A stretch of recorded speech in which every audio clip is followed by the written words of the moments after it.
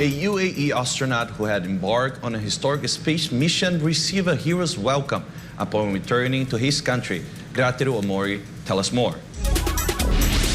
The rulers of Abu Dhabi and Dubai warmly welcomed Emirati astronaut Sultan Al Neyadi after completing his 6-month mission to the International Space Station or ISS. Al Neyadi handed down the Emirati flag to UAE President His Highness Sheikh Mohammed bin Zayed Al Nahyan, which made its way to space for the second time. The Emirati astronaut told Sheikh Mohammed of his vision that the UAE flag will also make its way to the moon and Mars, as he thanked the UAE leadership for making his childhood dream come true.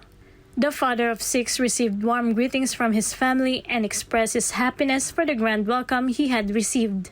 Al Neyadi and his crew 6 astronauts arrived on the ISS on March 3 and returned to Earth on September 4. The UAE also shared its ambitious mission to explore the asteroid belt and fly by Venus between 2028 to 2031. Reporting from Dubai, this has been Grateru Omori, SMNI News, United Arab Emirates. The United States and Iran have officially swapped prisoners, held on each side. Washington also released $6 billion in frozen Iranian funds as part of a rare deal between the arch-enemies. Melchizedek Cadiz has the details. In a rare diplomatic move, 5 Americans detained in Iran finally returned to the United States as part of the prisoner exchange deal between the two countries. The United States has also released 5 Iranian detainees, with 2 finally returning to Iran, while the other 3 prefer to stay in another country. The prisoner exchange occurred after Washington transferred $6 billion in frozen Iranian oil money from South Korea to Qatar, with the oil-rich Gulf state mediating the deal. The prisoners could only board the plane after Washington completed the cash transfer. The Biden administration warned that the released Iranian funds will only be used for humanitarian purposes and will freeze them again if diverted. Responding to Washington's threat, Iranian President Ibrahim Raisi insisted that the money belongs to the Iranian people and the Iranian government, so the Islamic Republic can decide what to do with the released funds. Reporting this has been Melchizedek Cadiz, SMNI News, Kuwait.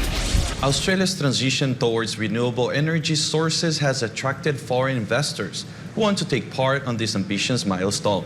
Sasha Hasa reports. Australian Prime Minister Anthony Albanese shared his ambition for the country to be a future renewable energy superpower, as foreign investors see the potential behind this transition. Albanese outlined his government's plan to promote and accelerate Australia's transition towards renewable energy, along with plans to make it a future superpower in the said industry. According to the Prime Minister, the global shift towards clean energy is the country's most significant opportunity for growth and prosperity. Albanese also emphasized that solar energy will attract more capital than global oil production for the first time. Meanwhile, the sale of electric cars in Australia soared by 121% in the first half of the year compared to the same period in 2022, while the demand for electric vehicle battery materials will likely grow 5-fold at the end of the decade. Moreover, stakeholders who attended the Australian Renewables Industry Summit in Canberra on Monday asked the Albanese government to allocate $100 billion over the next 10 years to boost jobs and reduce carbon emissions. An annual report published recently by the Commonwealth Scientific and Industrial Research Organisation, the Australian energy market operator, showed that renewable energy sources remain the cheapest, most reliable energy system and most cost-effective option for meeting Australia's electricity needs. Australia has pledged to an 82% national renewable electricity target by 2030 and to reduce greenhouse gas emissions by 205 million tonnes in the same year. Reporting from Sydney, this has been Sasha Hasa, SMNI News, Australia. Russian President Putin declared that the country has effectively endured and rebounded from the extensive sanctions pressure, marking a successful recovery from unprecedented economic constraints. Angie De Leon tells us more.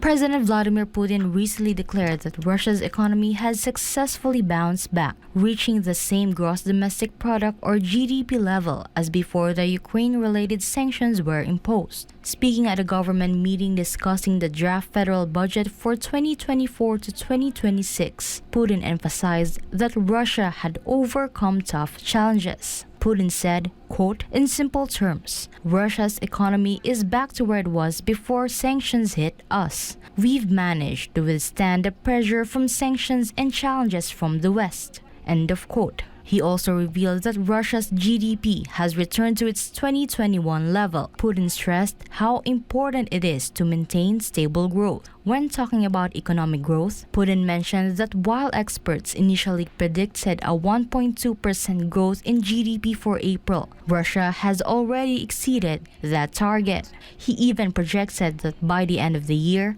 Russia's GDP growth might reach 2.5% or possibly 2.8%. Putin also stressed the concern of rising prices or inflation. He explained that one of the main reasons for this was the weakening of the Russian ruble. He then urged his country's financial authorities to figure out why the ruble was weakening and to take action quickly to address it. Finally, Putin mentioned that the government had prepared a draft state budget for the next 3 years. Although there were still some disagreements on certain aspects, he called on the government to finalize the budget as soon as possible. Reporting, this has been Angie De Leon, SMNI News. Tensions between India and Canada are rising following the Canadian government's accusations that Indian government is allegedly involved in the killing of a Khalistan separatist movement. In a retaliatory move, India expelled a top Canadian diplomat just hours after Canada expelled New Delhi's. Jane Cognita files this report. On Tuesday morning, the Canadian High Commissioner was summoned by the Indian Foreign Ministry and was informed about their decision to expel a senior Canadian diplomat based in India. According to the Indian Ministry of External Affairs, the Canadian diplomat has been asked to leave India within the next 5 days, and this decision reflected its growing concern at the interference of Canadian diplomats in their internal affairs and their involvement in anti-India activities. The Indian government's move comes after the Canadian government expelled Pavan Kumar Rai, the head of the Research and Analysis Wing, India's external intelligence agency. This escalated the tensions between both countries, but the person at the heart of the diplomatic dispute is Hardeep Singh Nijjar, who was murdered last June. Nijjar was a leader of the Khalistan separatist movement and a Canadian citizen. He is the chief of Khalistan Tiger Force or KTF, a banned terrorist outfit said to be involved in several terror activities in India. Nijjar had moved to Canada in the late 1990s, and in July 2020, India declared him a terrorist, following his support for the Sikh homeland in the form of an independent Khalistan state.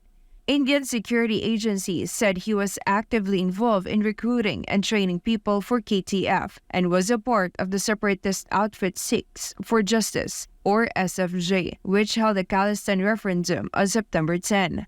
In 2022, India's counter-terrorism body, the National Investigation Agency, offered a reward of 1 million rupees for information that will lead to Nijjar's apprehension or arrest. This made Nijjar one of the most wanted terrorists in the said country.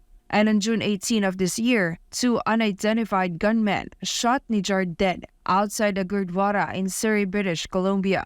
It was Canadian Prime Minister Justin Trudeau who delivered an emergency address to lawmakers in Parliament on Monday to inform that the security agencies have been pursuing what he said were credible allegations of a potential link between agents of the Government of India and the killing of Nijjar in Canada. Over the past number of weeks, Canadian security agencies have been actively pursuing credible allegations of a potential link between agents of the Government of India and the killing of a Canadian citizen, Hardeep Singh Nijjar. Canada is a rule of law country. The protection of our citizens and defense of our sovereignty are fundamental. Trudeau said he had raised the issue of the murder directly with Prime Minister Narendra Modi on the sidelines of the G20 summit in New Delhi and urged his government to cooperate with Canada to resolve the matter. Modi meanwhile conveyed strong concern to Trudeau over the recent protests in Canada by Sikhs. Following Trudeau's announcement, Canadian Foreign Minister Melanie Joly announced the decision to expel the Indian official. Meanwhile, India strongly rejected Canada's claims, calling it absurd. The Indian Ministry of External Affairs said, and quotes, "Such unsubstantiated allegations seek to shift the focus from Khalistani terrorists and extremists who have been provided shelter in Canada and continue to threaten India's sovereignty and territorial integrity. The inaction of the Canadian government on this matter has been a long-standing and continuing concern." It added that the space given in Canada to acts of violence, including murder, human trafficking, and organized crime, is not new, and that India rejects any attempts to connect with such activities. Canada has the largest Sikh population outside the Punjab state of India. According to the 2021 census, about 770,000 Canadians reported Sikhism as their religion. Meanwhile, Khalistan is a separatist movement which began in the early 1980s. It seeks an independent and theocratic Sikh state in Punjab and other northern parts of India. Reporting, this has been Jane Kunita, Emirati News.